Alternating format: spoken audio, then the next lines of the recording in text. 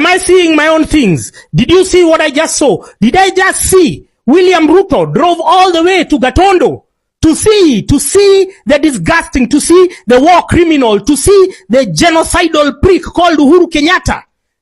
The head of the Kenyatta family criminal enterprise. We are going through the current mess because of Uhuru, because Uhuru left the country with 9 trillion in debt, which nobody can show you what it did. Let me give you an example. If Rironi and Mau Summit was to be converted into a super highway, that whole cost would be 180 billion. If Mombasa Road was to be turned into a super highway, that whole cost would be 300 billion. I'm telling you figures that you can Google yourself right now.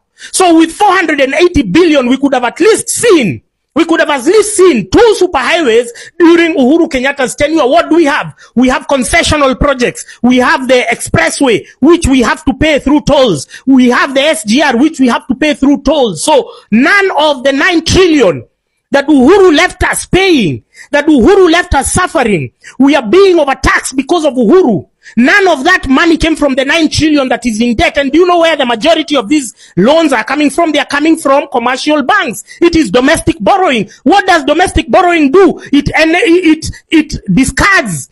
It forbids you and me from accessing cheap loans from the banks because they are charging us between 18% and 13%. Our predatory and cannibalistic banks. So, what business would Ruto have to go see to see Uhuru? It is desperation because these two people are joined together through the blood they shed, through the people they killed in the 2007-2008 post-election violence. I've seen a message there from Uhuru Kenyatta saying that, he was advising Ruto to follow I don't know what, to stop attacking critics, to stop doing what. But Uhuru is the biggest perpetrator of the same vices that he's purporting to caution Ruto against. He's the biggest asshole. He's the biggest thief.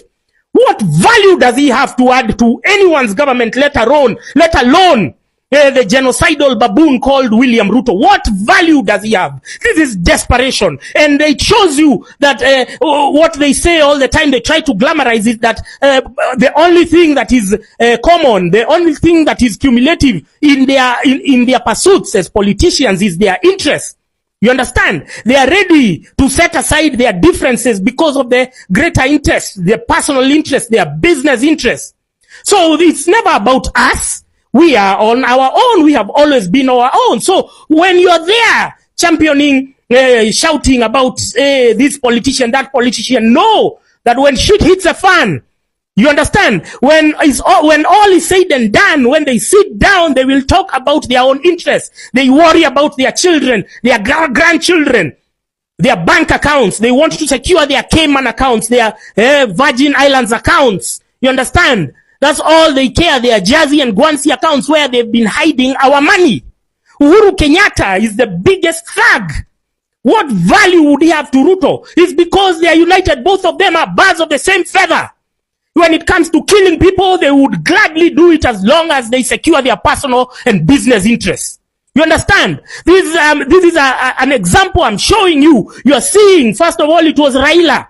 Raila set aside, he was using people, his own protesters. They did maandamano, they died. People even from 2017 called Baby Pendo died, and then he still did a handshake with Uhuru, the person whom he had insulted all throughout 2013 to 2017. So politicians don't give a shit about you. Politicians don't care about you. We are on our own. So the next time you're told to go for maandamano, you go. Don't wait for a politician to tell you. Don't wait for anyone to tell you. It's our fight. It's our battle. This is our survival. If we don't rise to the occasion, these people are going to finish us. Uhuru and Ruto, it has been the worst combination in Kenyan history. If you look at the debt, if you look at the stalled project, if you look at the corruption, if you look at the deteriorating state of human rights, you understand? Uhuru there is saying that he has advised Ruto against arresting and antagonizing and persecuting critics, which is what Ruto has been doing at the Milimani law courts with select clique of judges. They get select magistrates who are going now to impose to us. They take our passports. They take our gadgets. They raid our homes. All of these came from laws. The cyber crimes laws was passed in 2018 by who? By Uhuru Kenyatta. So Ruto is only operationalizing laws that were passed by Uhuru Kenyatta, and then they get friendly judges who they can bribe to pass judgments in their favor. And then you have another idiot there, another thug, a corrupt Supreme Court judge called Isaac Lenaola. He's coming to gaslight us. He's coming to gaslight us that we do hashtags. Kenyans on social media. Since when are you to be controlled? Are you to be tooled by outsiders? We have our own ecosystem that is free of meddling and interference from these characters. The Supreme Court judges have been the stumbling block in our attainment of universal goals of human rights, equality, justice. The Supreme Court has been the biggest hindrance, the biggest roadblock. How then can a Supreme Court judge come to tell us to push hashtags? Oh, the constitution of IEBC, let me give you a better opinion. Let me give you a better idea. Why don't we get rid of Ruto? We get rid of Ruto and we constitute IEBC, in the fashion that we want. We don't need Ruto to do it. He's not the one with the monopoly of implementing or whatever constituting IEBC. We have the tools. We have the power. In Kenya, the people, they retain the sovereign power. You understand? So you have to believe in yourself. You have to understand that we are on our own. You have to get it in your heads that these politicians will gladly shove you aside, will gladly throw us under the bus when a deal is put forward on the table. Ruto is desperate to go and look for Uhuru. These people never spoke during the entire period of COVID. They were angry. They were fighting. But now they can be able to set aside those differences that started in 2019. They can be able to set them aside. So that they can shaft us, so that their business interests can prosper. You understand? And the hints were there. You just were blind enough not to see them. You understand? You should have seen the NCBA CEO. He's called Gashora. He was saying rubbish. And I gave him a warning. I told him, you talk that rubbish again. We know where you live, my friend. He was there saying the economy is booming. It is booming because NCBA is one of the banks that has lent money to government. The money that we are paying, framed as domestic debt, which was not used for anything, we are paying extortionate interest rates because of a couple of banks. One of them is NCBA. One of them is Equity. One of them is KCB. Kenyans, the first phase of your revolution should have been to boycott these banks, to remove your money from these banks. You understand? So Uhuru, where the MD of NCBA had started doing forums with David Ndi and saying that the government is because they are lending money to government, money that they should be lending to you as individuals, to us as entrepreneurs, so that we can expand our businesses. Now they are giving it to government because they are assured that they are going to get their money back from government. What are you doing banking with those extortionists? What are you doing? Remove your money from those banks. Withdraw your money from those banks because you are feeding the very monster that is consuming you. You saw this last weekend, Chepsaita Marathon or Chepsaita Cross Country, which the patron is Farouk Kibet, who was one of the sponsors. It was Brookside Dairy. What business do you have drinking Brookside milk? Are you crazy? Are you mad? You are enabling your oppressors. You are enabling the people who have put us in the situation that we are in today. That we can go and meet without any honor or shame.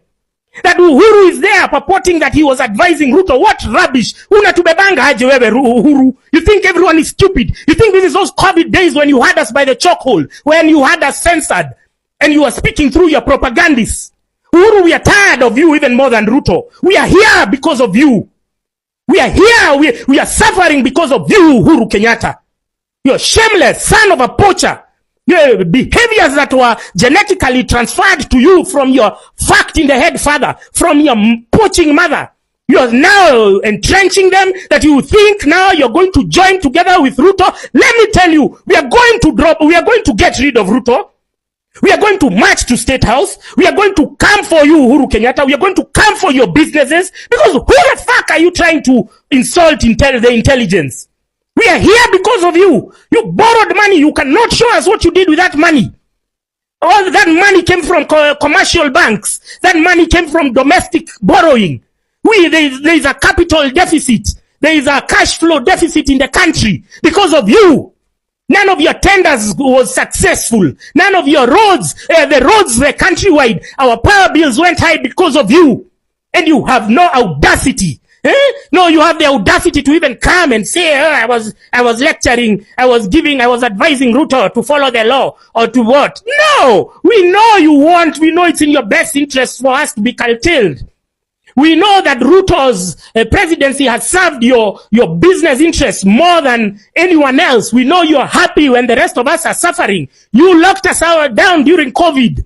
You ensured that we cannot earn. All our jobs went because of COVID, because of a lockdown, a misguided lockdown. And then you're there. You think that now you're going to pass those strategies, that now you're going to bring Mutahi Kagwe to try and lock us down. We are going to get rid of all of you. And it's good. It's good that you have unveiled yourselves. It's good that we are getting rid of Raila. It's good that we are getting rid of Ruto. It's good that we are getting rid of Uhuru. All of you oligarchs. You have taken us down the drain. You're still not tired. You want to milk us even at our very most vulnerable. And you think that we are stupid enough. You think that we are going to take this lying down. Uhuru Kenyatta, you disgust me. You are the person who has caused us all this grief and pain and consternation. And then you're still trying to make political moves. Other presidents around the continent are retiring. You are still trying to make political moves. You want to extend our oppression. You want to continue it because you derive narcissistic pain and joy in seeing mass suffering. That's what you derive pleasure on. Let me tell you, Bwana Uhuru, I think you no longer have your finger in the pulse of the nation. You don't know the heightened state of civic awareness that we have. You have no clue. You think that now, because you're there, you think that you are the kingpin of Mount Kenya. You think that you can transfer any imaginary goodwill that you have to this lunatic, to this despotic war criminal, to the genocidal baboon called William Ruto. You think. You got it wrong, Mr. Uhuru Kenyatta. Na umetubeba ujinga for far too long. Uhuru Kenyatta, wewe. You and the Kenyatta family criminal enterprise. You left us with 9 trillion in debt. Not a single project to your name. You understand?